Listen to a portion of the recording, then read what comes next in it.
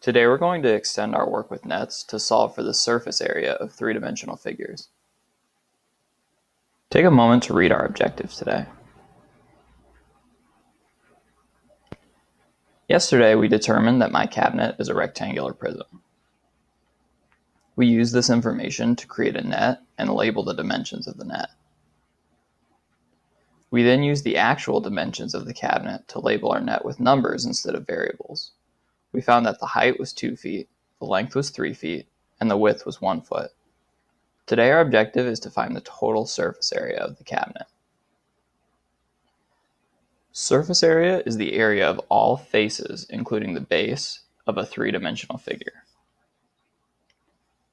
In the case of our cabinet, the surface area is the total of the area of the base, the area of the left side, the area of the right side, the area of the front, the area of the back, and the area of the top. Let's go ahead and solve for the surface area of our rectangular prism, starting with the base. The base has a length of 3 and a width of 1. 3 times 1 equals 3, meaning the base has an area of 3 square feet. We can continue to use this same strategy to solve for the area of the other faces of this rectangular prism.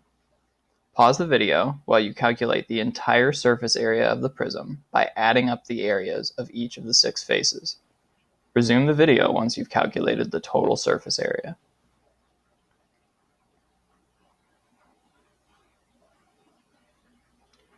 When we add up the area of each of the faces, we find that we have a total surface area of 22 square feet.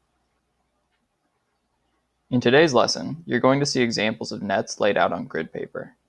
You're going to need to calculate the surface area of each prism by measuring the dimensions of the prism in units marked by the grid paper.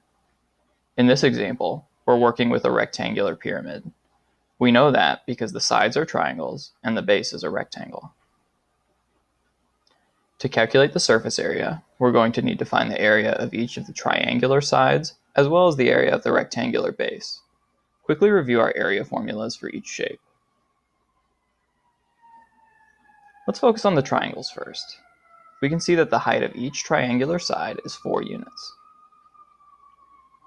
We also can see that the base of our triangles on the left and right is 4 units, while the base of the triangles on the top and bottom is 5 units.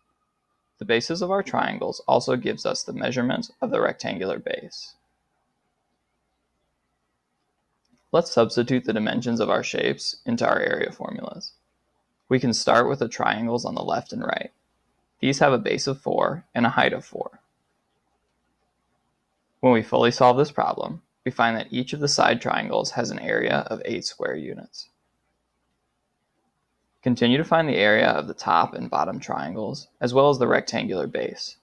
Pause the video here until you've calculated the surface area of the entire rectangular pyramid.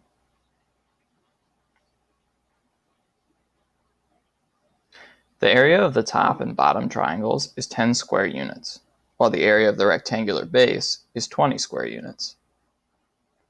When we total up the area of each face of the figure, we find a surface area of 56 square units.